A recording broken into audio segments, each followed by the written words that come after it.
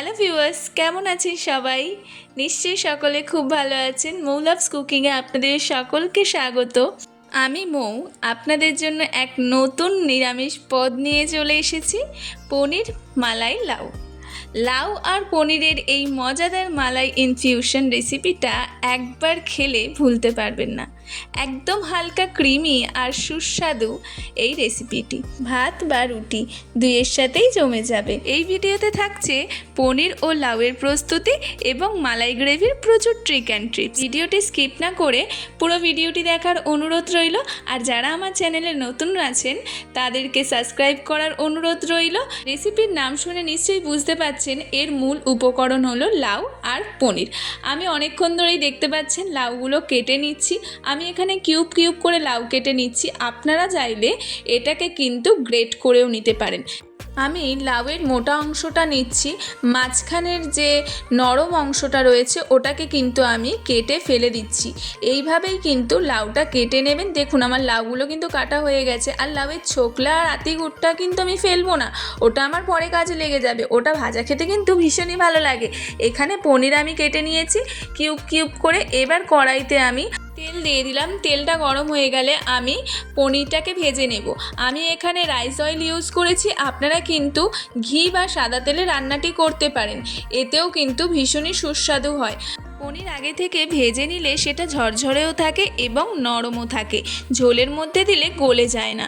এবারে আমার পনির ভাজা হয়ে গেছে। আমি পনিরটাকে একে একে তুলে নেব। আমি একটু লাল লাল করে ভেজে নিয়েছি, আপনারা চাইলে একটু হালকাও করে ভেজে নিতে পারেন। এবার আমি পনিরগুলো সব তুলে নিচ্ছি।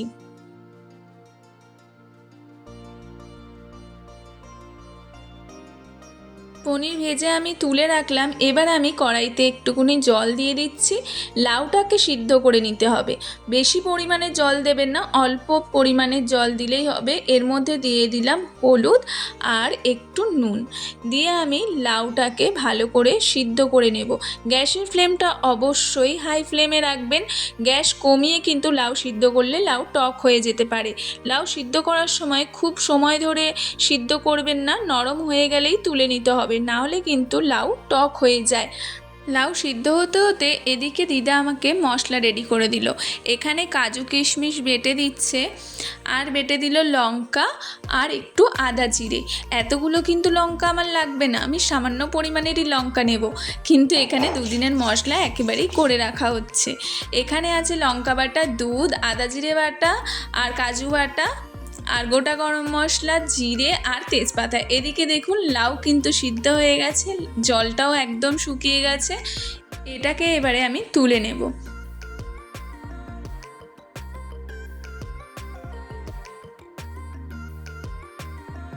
এবার কড়াইতে আমি সামান্য পরিমাণের একটু তেল দিলাম। বেশি তেল দেওয়া যাবে না, বেশি তেল দিলে কিন্তু তেল কাটা হয়ে যাবে এবং খেতে ভালো লাগবে না।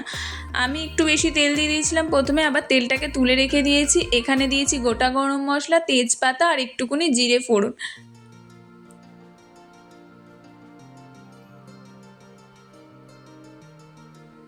এখানে দিয়ে দিলাম সামান্য পরিমাণের একটু আদা জিরে বাটা। একদমই অল্প মশলায় আমি করব, এই জন্য আমি অল্প মশলাই দিচ্ছি। দিয়ে আমি একটু ভাজা ভাজা করে নিলাম। তারপর দিয়ে দেবো সামান্য পরিমাণের একটু লঙ্কা বাটা। বেশি ঝাল ঝাল ভালো লাগবে না, অল্প সামান্য পরিমাণের একটু লঙ্কা বাটা দিয়ে দিলাম। দিয়ে আমি একটু জল দিয়ে নেড়ে দিচ্ছি। নেড়ে একটু মশলাটাকে আমি ভাজা ভাজা করে নেব।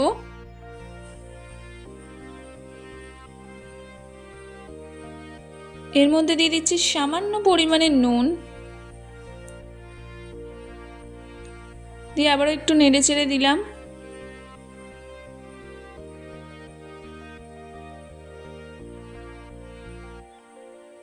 মশলাটা অলমোস্ট ভাজা হয়ে গেছে। গ্যাসের ফ্লেমটা কম রেখে এবারে কিন্তু আমি কাজু কিশমিশ বাটাটা দিয়ে দিলাম।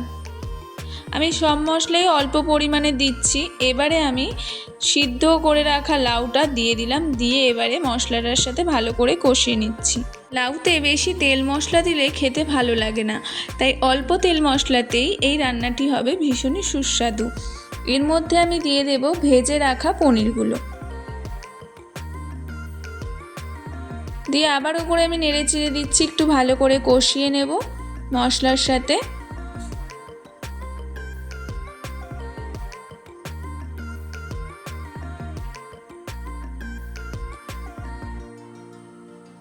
এর মধ্যে আমি অ্যাড করে দিচ্ছি দুধটা আমি ফুটিয়ে একটু ঘন করে নিয়েছিলাম।